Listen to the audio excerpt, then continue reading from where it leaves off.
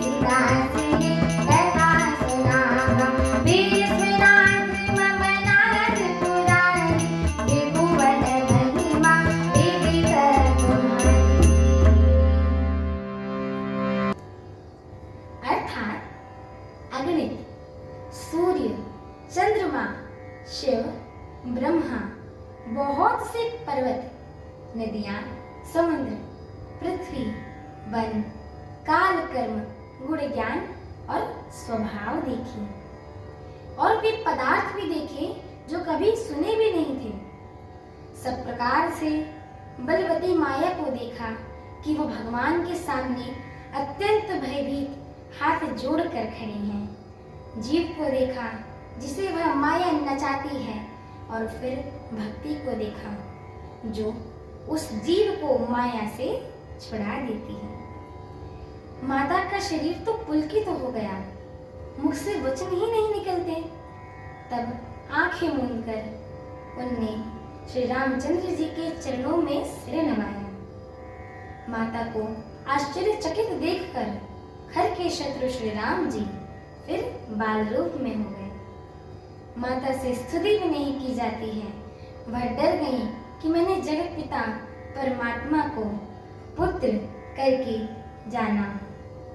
एवं श्री हरि ने माता को बहुत प्रकार से समझाया और कहा कि हे माता सुनिए, यह बात कहीं पे कहना नहीं। कौशल्या जी ने बार बार हाथ जोड़कर विनय करती हैं कि हे प्रभु, मुझे आपकी माया अब कभी न व्यापे। भगवान ने बहुत प्रकार से बाल लीलाएं की और अपने सेवकों को अत्यंत आनंद प्रदान किया। कुछ समय बीतने पर चारों भाई बड़े होकर कुटुंबियों को सुख देने वाले हुए। तब गुरु जी ने जाकर चूड़ाकर्म संसार किया। ब्राह्मणों ने फिर बहुत सी दक्षिणा पाई। चारों सुंदर राजकुमार बड़े ही मनोहर अपार चरित्र करते फिरते हैं। जो मन, वचन और कर्म से अगोचर हैं, वही प्रभु दशरथ जी के आंगन में विचर रहे हैं। भोजन करने के समय जब राजा बुलाते हैं, तब वे अपने बाल सखाओं के समाज को छोड़कर नहीं आते हैं।